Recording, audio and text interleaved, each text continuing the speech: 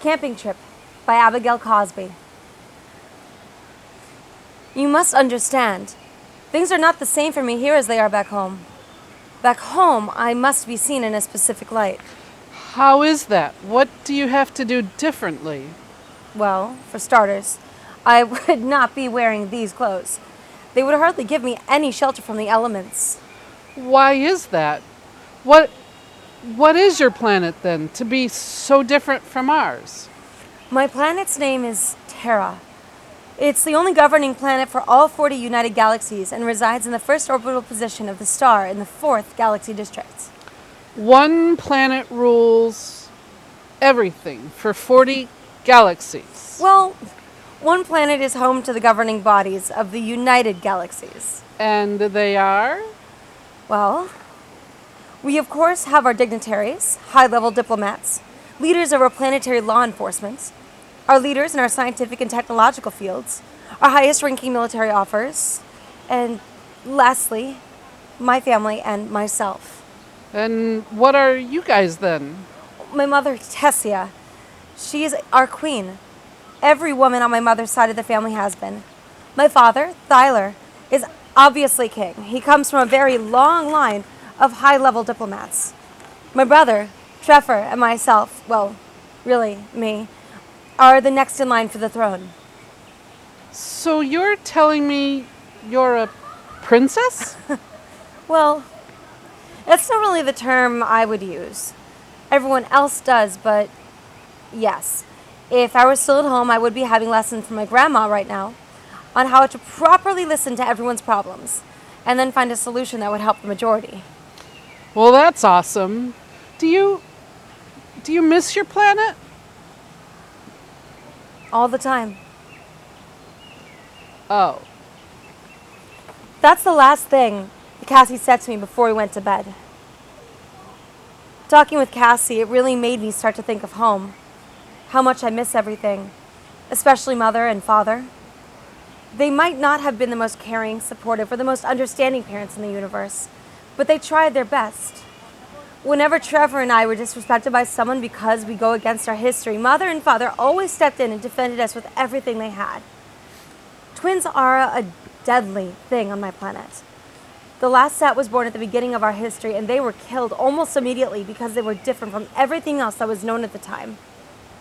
When Trevor and I were born, my parents swore on their lives to protect us and fought tooth and nail any person who dared lay a hand on us. Since that day, we started walking. Our parents made us become skilled in physical combat. We are the best warriors in the universe, but nobody knows it. The rest of the universe might treat us poorly, and the media might report badly about us, but mother and father never saw any of that. All they saw were their two most prized possessions. The media calmed down with the speaking badly about us after we saved our parents, the universe's beloved queen and king. They praised us from that moment on. The event took place on a normal village day. That's what Mother used to call the days when we walked through the village near the palace and up to the top of the clock tower to listen to our people's troubles and try to assist them. We started to walk, Mother and Father, hand in hand, and Trevor and myself, arm in arm. Mother always broke out of the protection of the guards surrounding us to pat the children's head or look at the babies. She even stopped to buy a necklace from an old merchant one day. As we walked through the village, I noticed a little girl running behind us. I then realized she was chasing the lizard running towards Trevor and I. I stopped. I knelt to pick up the creature and return it to the child. The entire village held its breath, waiting to see what I was going to do. The guards stopped the little girl, and I patted them on the arm, saying, "I can handle this." I walked over to the girl, with Trevor at my side, and knelt to her. "And what's your name, little one?" I smiled as I said to the child. "Terasa, princess." She looked at her feet. "Well, that's a beautiful name for a beautiful girl." I said this. I reached out to a small vine growing out of a crack in the pavement and then convinced it to grow two beautiful Tyrian flowers.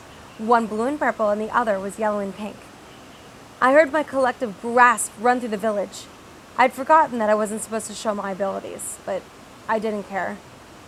I plucked the flowers and placed one behind the little girl's ear and one through the little lizard's collar. "And what's your name?"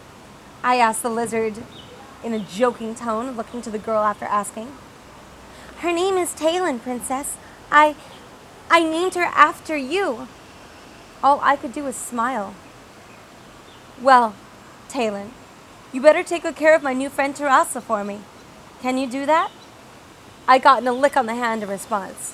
I laughed and placed Teresa's lizard with her neck kissing her forehead, stood and linked arms with Trevor, and kept walking with Mother and Father to the clock tower.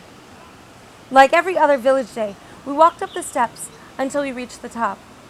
Mother and Father sat on the thrones, and Trevor and I stood at their sides. As the villagers started up the steps, Mother leaned over to me and motioned for me to bend my ear to her. My brother Trevor and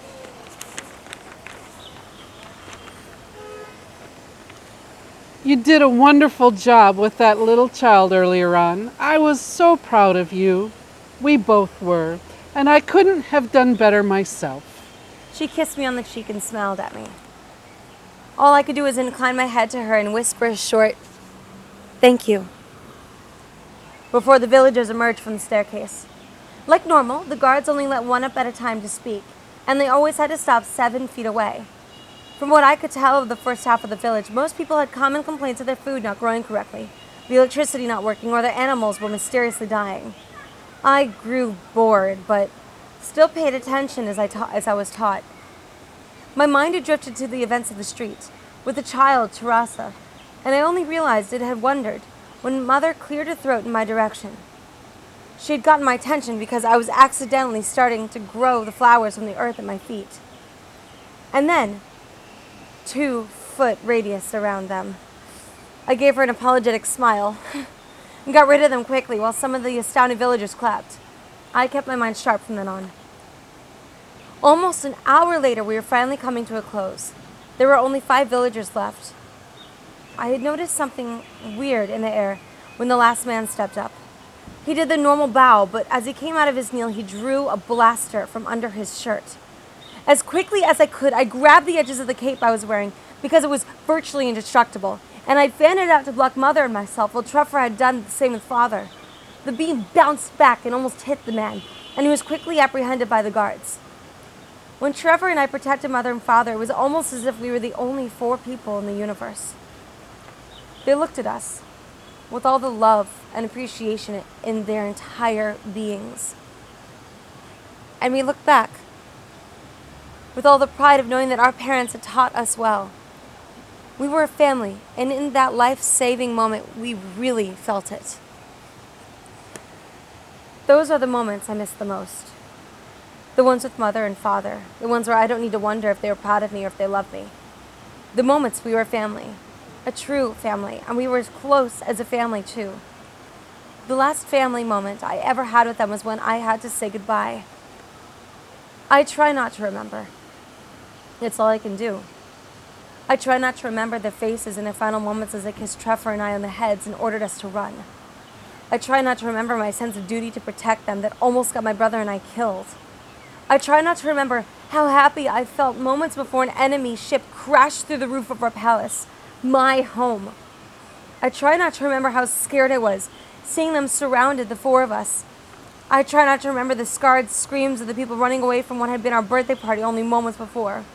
I try not to remember the strong arms of the guards that were trying to pull my brother and I to safety as we clawed our way to protect our parents. I try to forget the last moments of Mother's forehead on mine, and her fingers brushing my arm as the enemy soldiers ripped her from my grasp.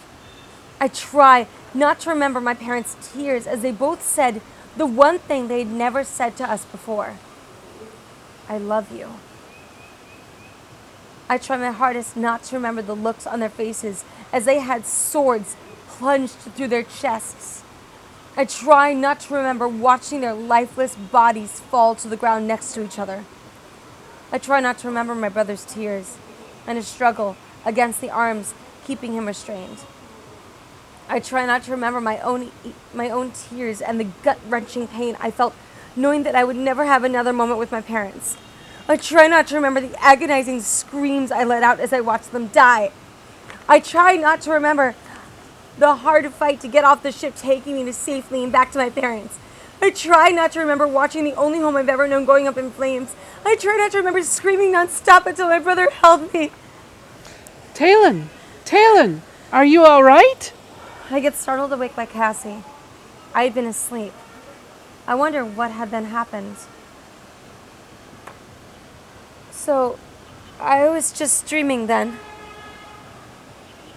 I didn't realize I'd asked the question out loud until I saw the look on Cassie's face.